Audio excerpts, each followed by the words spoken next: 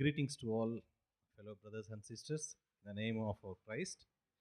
వచ్చినటువంటి వారందరికీ కూడా క్రిస్మస్ మరియు నూతన సంవత్సర శుభాకాంక్షలు.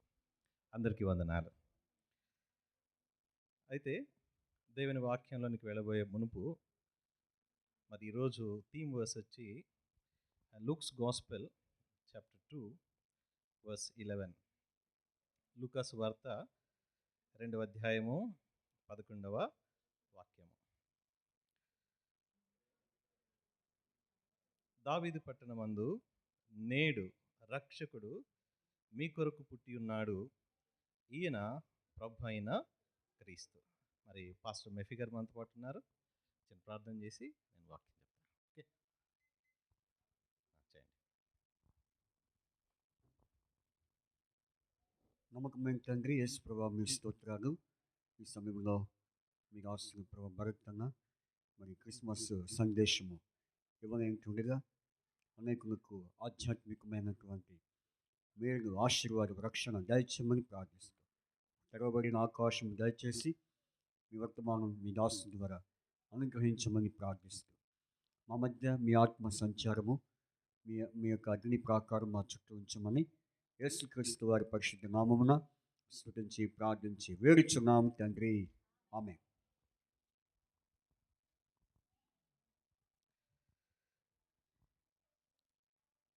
అందరికీ క్రిస్మస్ గురించి దాదాపుగా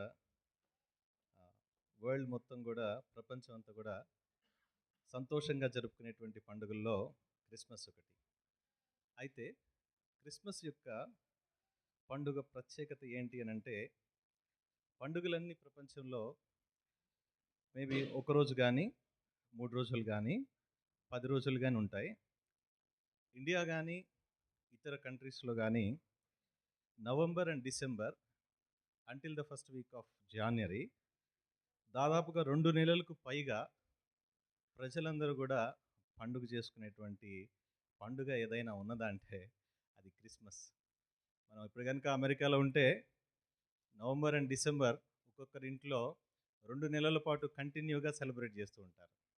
సెలబ్రేషన్ అంటే గెస్టులు మన దగ్గరికి రావటం, మరి గిఫ్ట్స్ తీసుకోవటం, మరి ఇళ్ళన్నీ డెకరేట్ చేసుకోవటం, క్రిస్మస్కి సంబంధించిన అరేంజ్మెంట్స్ అన్ని, మీటింగ్స్, కేరల్స్, ఇట్లా ప్రేయర్స్, ఇలా ఎన్నో క్రిస్మస్ సందర్భంగా జరుగుతాయి.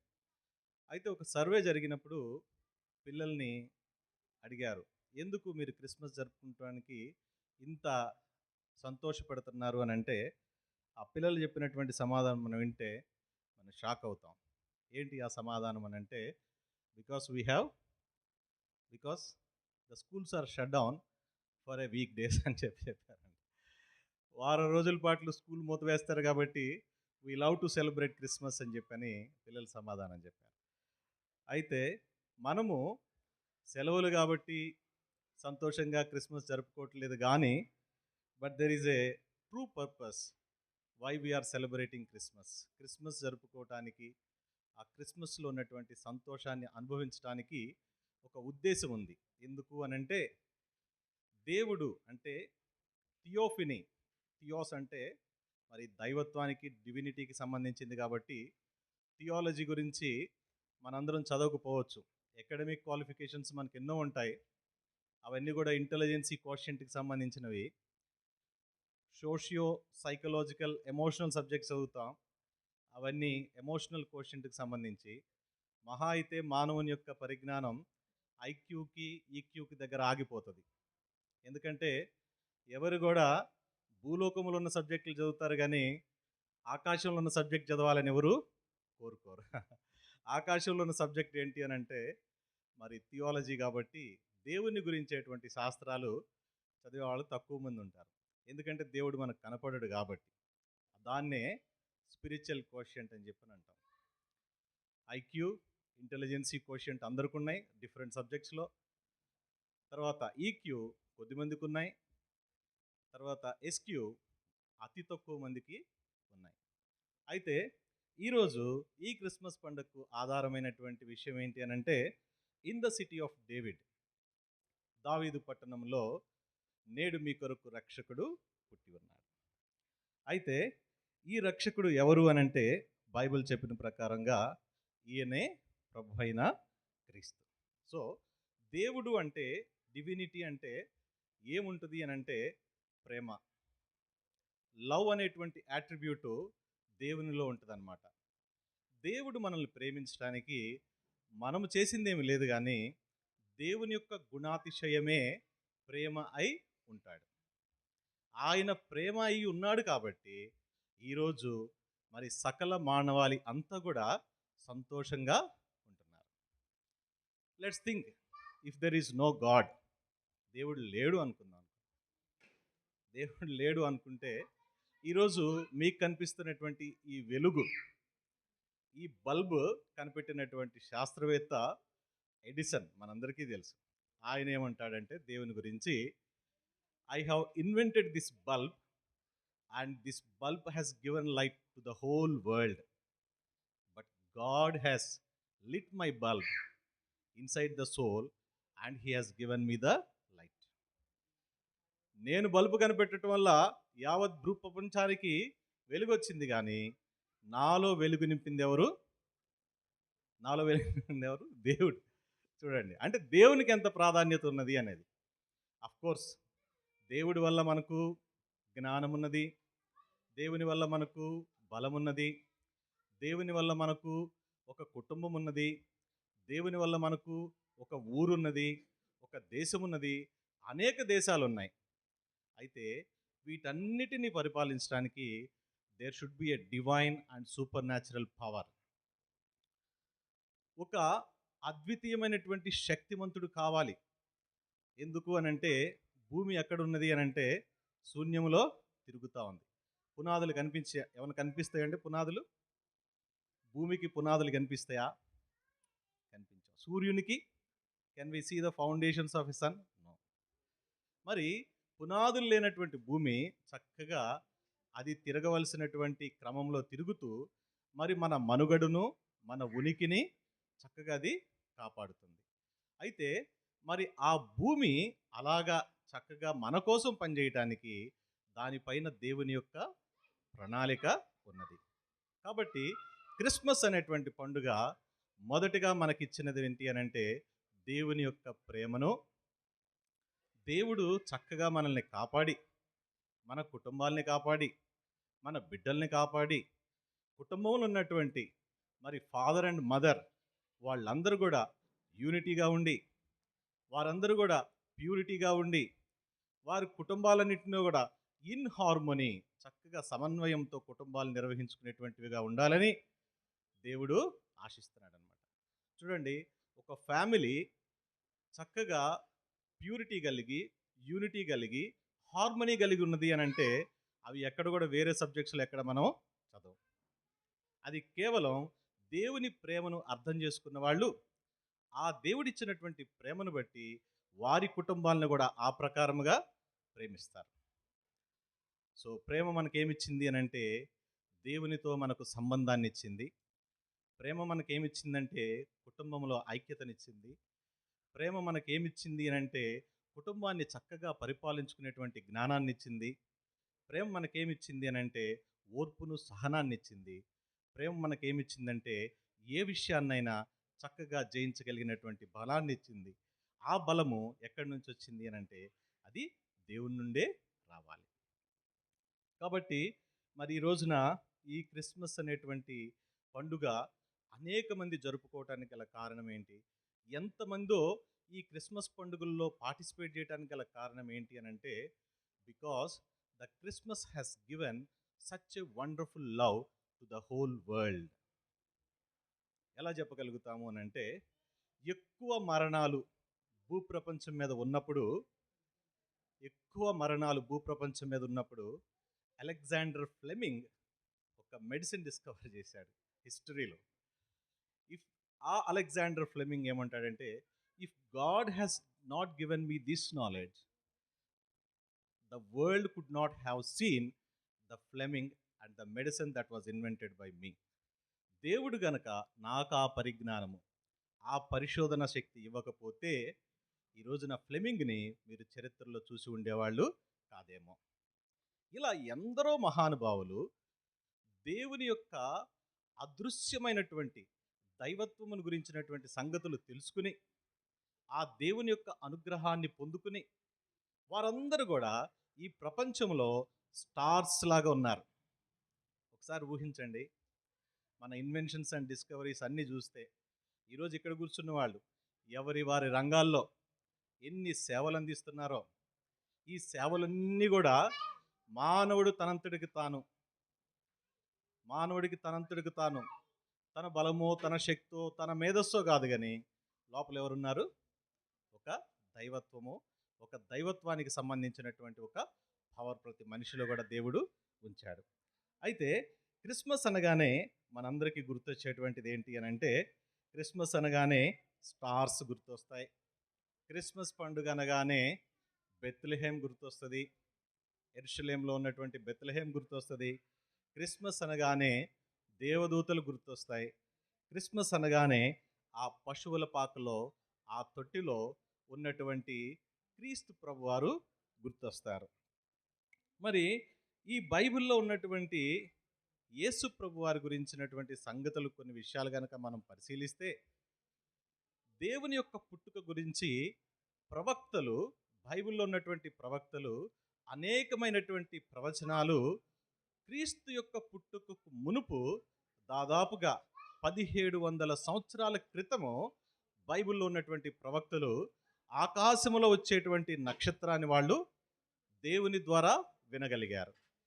క్రీస్తు ఏ ప్రాంతంలో పుడతాడో ఆ ప్రాంతమును గురించి దాదాపుగా 700 సంవత్సరాల క్రితము వాళ్ళు ప్రవచించారు. క్రీస్తు మరి పుట్టాక ఆయనకి ఏ పేరు పెడతారో కూడా బైబిల్లో ఉన్నటువంటి ప్రవక్తలు ముందుగానే వాళ్ళు ప్రవచించారు. ప్రవచనము అంటే ఏంటంటే, చెప్పినటువంటి సంగతి రానున్న దినాలలో నెరవేరేటువంటిదే ప్రవచనం అన్నమాట, ప్రాఫెసీ. ఇప్పుడు మీరు ఒకసారి ఆలోచించండి, మనం ఏదైనా సరే ఒక దేశంలో ఉండి ఆ దేశంలో నుండి ఇంకొక దేశానికి ఫోన్ చేయాలి అని అంటే మీరు ఖచ్చితంగా కోడ్ అనేది ఉంటుంది. ఫర్ ఎగ్జాంపుల్, నేను మలేషియాలో నుండి ఇండియాకి ఫోన్ చేయాలంటే +91 మన కోడ్, ఇండియా కోడ్. అయితే ఆ +91 అనేది కనుక లేకపోతే నేను డైల్ చేసే ఫోన్ ఎక్కడికి వెళ్తుంది? ఈ ప్రపంచంలో ఉన్న 200 పైన దేశాలు ఉన్నాయి.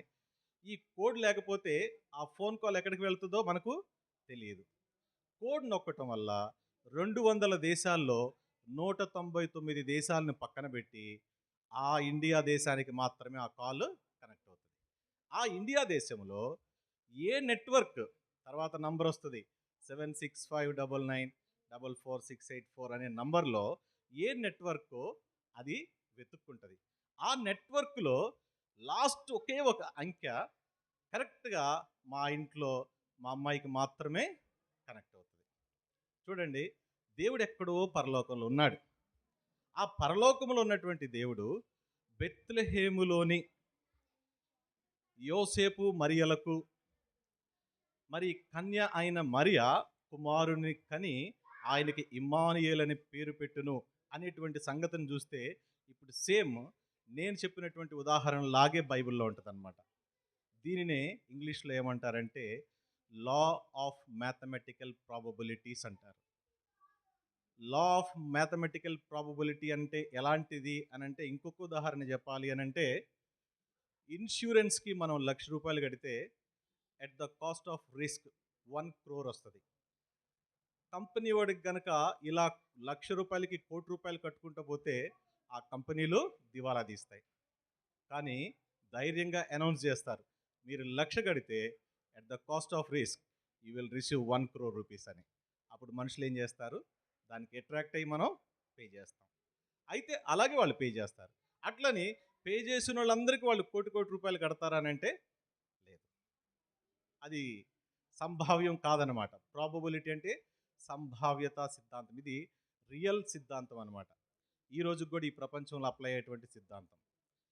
లా ఆఫ్ ప్రాబబిలిటీనే మానవుడు తన కళ్ళతో చూసి తన మనసుతో అర్థం చేసుకుని అంత గొప్పగా వ్యాపారం చేసి ధన సంపన్నులు అవుతుంటే, దేవుని యొక్క ప్రణాళిక, నేను ఫలానా ఊరికి వస్తున్నాను, ఫలానా ప్రాంతంలో జన్మిస్తాను, ఫలానా వారికి నేను జన్మిస్తాను, వారు నా పేరు ఫలానా అని పిలుస్తారు అనేటువంటి విషయం చూస్తే ప్రవక్తలు ప్రపంచ పటమంతా దగ్గర పెట్టుకుని ఫలానా బెత్లెహేమని మీకా ప్రవర్త 5:2లో ఆయన వేలు పెట్టి ఆ బెత్లెహేములో నేడు మీ కొరకు రక్షకుడు.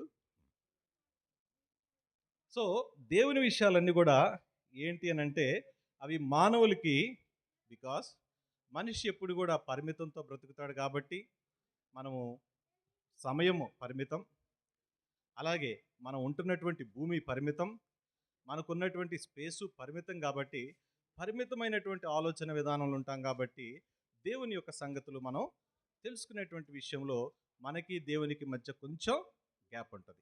గ్యాప్ ఉన్నంత మాత్రాన దేవుని యొక్క మనసేంటో, దేవుని యొక్క గుణమేంటో ఎరుగునటువంటి వారమై ఉండవన్నమాట. ఎందుకంటే దేవుడే మనలో శాశ్వత కాల జ్ఞానాన్ని దేవుడు మనకు ఉంచాడు. కాబట్టి ఈ దేవుడు ఎలాంటి దేవుడు అనంటే ఆయన శాశ్వతమైన ప్రేమతో మనలను అంతము వరకు ప్రేమించే దేవుడై ఉన్నాడు అని బైబిల్లో ఉన్నటువంటి ఒక ప్రవక్త ఒక వాక్యములో బోధిస్తాడు. శాశ్వతమైన ప్రేమతో ప్రేమించేటువంటి దేవుడు. శాశ్వతము అనంటే ఏంటి? టైం లేదు. శాశ్వతము అంటే ఏంటి? మ్యాటర్ లేదు, స్పేస్ లేదు. శాశ్వతము అంటే ఇటర్నిటీ, నిత్యత్వం వరకు ప్రేమించేటువంటి మంచి దేవుడు. కాబట్టి ఈ క్రిస్మస్లో ఇందాక మన అనిత మేడం చదివారు కదా, 2వ అధ్యాయంలో 4 నుండి కింద వాక్యాలు చదివారు. That is the story of Christmas. Already story చెప్పేశారు. సో నేను ఇంకా మళ్ళీ క్రిస్మస్ స్టోరీ చెప్పాల్సిన అవసరం లేదు. అయితే ఈ క్రిస్మస్ స్టోరీలో ఏంజల్స్ ఉంటాయని చెప్పని అన్నాం. ఈ ఏంజల్స్ ఎవరు అని అంటే అవి ఎక్కడో పరలోకంలో ఉండేటువంటి క్రీచర్స్ అండి. నిజంగా ఒక దేవదూత వచ్చి ఇక్కడ నుంచుంటే మనకు హార్ట్ అటాక్ అన్న రావాలి. ఆ దేవదూత స్ట్రక్చర్ చూసి, ఆ దేవదూత యొక్క పవర్ చూసి, దానికి ఉన్నటువంటి నిప్పు తుంపర్లు చూస్తే మనకు వెంటనే షాక్ అవుతాం. ఎందుకంటే మనిషి యొక్క శక్తి అంత తక్కువ అనమాట, అల్పమైనటువంటి శక్తి మానవుడిది. అలాంటి ఒక ఏంజల్ క్రిస్మస్ స్టోరీలో వచ్చి ఆ షెపర్డ్స్ ఉంటే ఆ గొల్లల కాపర్ల దగ్గర వచ్చి వారు వచ్చి ఒక వార్త చెప్తాయి. ఇట్లా బెత్లెహేములో యేసు ఈనాడు పుట్టి ఉన్నాడని వాళ్ళు చెప్పినప్పుడు ఆ దేవదూతల దగ్గర వచ్చినటువంటి ఆ వెలుగు, అంటే వెలుగుని మహిమ, గ్లోరీ అని చెప్పని అంటాం. ఆ వెలుగు చూసి వాళ్ళందరూ ఎంతో ఆశ్చర్యపడతారు, భయపడతారు. అయితే ఆ దేవదూతలు ఏదైతే దేవుడు చెప్పినటువంటి వర్తమానాన్ని మరి వారు విన్నారో ఆ మాటలు వాళ్ళ హృదయంలో ఉంచుకుని వాళ్ళు ఏం చేశారంటే, దేవదూతలు మరి దేవుని నుంచి ఇచ్చినటువంటి వర్తమానాన్ని మనం తీసుకుని బెత్లెహేం వెళ్ళి యేసు ప్రభువుని చూసి మనం ఆయన్ను ఆరాధిద్దామని చెప్పని వాళ్ళందరూ అక్కడికి వెళ్ళి వారు ఏమని ఆరాధిస్తారంటే, సర్వోన్నతమైనటువంటి స్థలములలో ఉన్న దేవునికి మహిమయు, ఆయనకి ఇష్టలైన మనుషులకు భూమి మీద, వెరీ గుడ్ వర్స్ అండి, భూమి మీద మనుషులు ఉన్నాం, దేవుడు ఎక్కడున్నాడు? పరలోకంలో ఉన్నాడు. దేవదూతలు భూమి మీదకి వచ్చి మనకు ఒక గుడ్ న్యూస్ చెప్పినాయి. ఆ గుడ్ న్యూస్ ఏంటి అని అంటే, ఈరోజు ఇక్కడున్నటువంటి మనుషులందరికీ ఏం కావాలంట? సమాధానము కావాలి. Peace be unto you. ఎవరైనా మన ఇంటికి వస్తే మనల్ని ఆశీర్వదించాలంటే ఈ కుటుంబానికి సమాధానము కలుగునుగాక. గాక అనేటువంటి మాట ఏంటంటే విశ్వసనీయతను చూపించేటువంటిది అన్నమాట.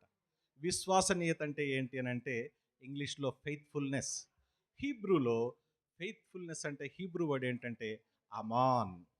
అమాన్ అంటే ఆమెన్ అని. ఈ రోజున మరి మేమందరం కూడా మన పార్క్ ఆర్కేడ్లో ఉన్నటువంటి ఫ్యామిలీస్ అందరి గురించి, 50 ఫ్యామిలీస్ ఉన్నాయి మనకి ఇక్కడ, 50 ఫ్యామిలీస్ అందరికి కూడా piece be unto this families అంటే ఇక్కడున్న కుటుంబాలందరికి కూడా సమాధానము కలుగునుగాక. ఎవరండి మానవులు ఈ రోజున? నిమిషానికి ఒక్కొక్క నాడీ కణంలో 6 నుండి 60 ఆలోచనల పైన ఏమో పుడతాయి. రోజుకొచ్చి 24 గంటలు. ఎన్ని నిమిషాలు ఉన్నాయి? అన్ని నిమిషాలకి ఈ బుర్ర నిండా ఆలోచనలే. ఎవరు ఆపుతారు? ఇదేమన్నా మనం ఒక కేబుల్ మన మైండ్కి ప్లగ్ ఇన్ చేసి ఒక సాకెట్లో పెట్టి నాకు రోజుకొచ్చి ఇన్ని ఆలోచనలే కావాలని ఆపగలిగినటువంటి విధానాలు లేవు.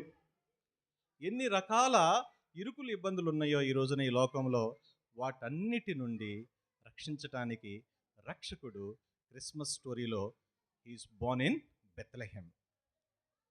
దేవదూతల గురించి విన్నాం, యేసు ప్రభువారి పుట్టుక గురించి చూసాం. బెత్లెహేమ్ అనే మాట ఎన్నిసార్లు ఎందుకు చెప్పానంటే, అది ఒక ప్రవచనం అన్నమాట. బిఫోర్ క్రైస్ట్ యొక్క బర్త్కి ముందే ఎన్నో వందల సంవత్సరాల క్రితం ప్రవక్తలు చెప్పారు అక్కడికి ఆయన పుట్టబోతున్నాడని. ఈ బెత్లెహేమ్ అనేటువంటి మాట గనక బైబిల్ ప్రకారంగా చూస్తే దాదాపుగా 41 సార్లు 12 పుస్తకాల్లో 1300 సంవత్సరాల వ్యవధిలో బెత్లెహేమ్ అనే పేరు బైబిల్లో కనపడుతుంది. 1300 సంవత్సరాల వ్యవధి, 41 సార్లు 12 పుస్తకాల్లో ఈ బెత్లెహేమ్ కనిపిస్తుంది. బెత్లెహేమ్ అంటే ఏంటి అని అంటే, ఆ పేరుకి అర్థం ఏంటంటే రొట్టెల గృహము, హౌస్ ఆఫ్ బ్రెడ్. అదే బెత్లెహేమ్కి ఇంకొక పేరు ఏంటంటే ఎఫ్రాతా. ఎఫ్రాతా అని అంటే city of fruitfulness, house of bread and the city of fruitfulness. యేసు ప్రభువారు ఎక్కడ పుట్టారు అని అంటే ఆ రొట్టెల గృహములో, ఆ హౌస్ ఆఫ్ ఫ్రూట్ఫుల్నెస్లో దేవుడు పుట్టాడు. కాబట్టి ఆయనను కనులారా చూచిన వారికి ఆయన కూడా ఏమి ఇవ్వబోతున్నాడు? ఫ్రూట్ఫుల్నెస్, ఫలభరితమైన జీవితాన్ని ఆయన ఇవ్వబోతున్నాడు. కాబట్టి ఈరోజు మనము కూడా, మన కుటుంబాలు కూడా, మన ప్రయాసలన్నిటి విషయంలో ఆలోచించండి. పిల్లల చదువుల గురించి ఆలోచించండి, మీ ఉద్యోగ బాధ్యతల గురించి ఆలోచించండి, మీ ఆరోగ్యం గురించి ఆలోచించండి, మీ కుటుంబంలో ఇంపార్టెంట్ నీడ్స్ గురించి ఆలోచించండి. వాటన్నిటి విషయమై ఫలభరితమైనటువంటి సక్సెస్ మనకి రావాలి అని అంటే దేవుని యొక్క బ్లెస్సింగ్ మనకు ఉండాలి.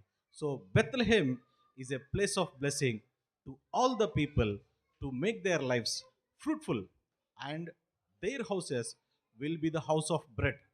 ఆ కుటుంబంలో ఏ కొదువ కొరత ఉండదు. వాళ్ళు అంటారు, దేవుని చేత ఆశీర్వదించబడిన వారి స్థితి ఇలాగా ఉండును అని. ఆ కుటుంబం గురించి అనేకులు ఏం చేస్తారంటే దేవుణ్ణి మహింపరుస్తారు. సో మొదటిగా క్రిస్మస్ పండుగ అందరూ సంతోషంగా జరుపుకుంటున్నారంటే because of the love of God. శాశ్వతమైన ప్రేమ కలిగిన దేవుని విషయమై అందరూ సంతోషంగా పండుగ జరుపుకున్నాం. క్రిస్మస్లో యేసు ప్రభువారి పుట్టుక గురించి మనం విన్నాం. క్రిస్మస్లో దేవదూతల యొక్క శక్తి గురించి మీరు 2-3 విషయాలు విన్నారు. క్రిస్మస్లో బెత్లెహేములో ఉన్నటువంటి ప్రాధాన్యత గురించి మీరున్నారు. అయితే ఈ క్రిస్మస్ అనేది నిజమైనటువంటి అర్థము ఏమిటి అనంటే, క్రిస్మస్లో క్రీస్తు యొక్క కార్యం ఏంటి అనంటే, మనమందరము జీవిత కాలము నిర్భయముగా బ్రతకాలని, మనమందరము కూడా మరణ దాస్యత్వము నుంచి విడిపించబడాలని, ప్రతి ఒక్క మానవుడు కూడా నిత్య జీవము పొందుకోవాలనేదే క్రిస్మస్ సందేశం. కాబట్టి మరి ఈ క్రిస్మస్ సందర్భంగా మరి నాకు ఈ అవకాశం ఇచ్చినటువంటి పార్క్ ఆర్కేడ్లో ఉన్నటువంటి కుటుంబ సభ్యులందరికీ, మరి ఇప్పటి వరకు మీరు ఓపికగా కూర్చుని, మరి నేను very very least and humble man, మరి నా మాటలు ఇప్పటి వరకు మీరు విన్నందుకు నా పక్షముగా మీ కుటుంబాలందరికీ కూడా సమాధానము కలుగునుగాక. Thank you one and all.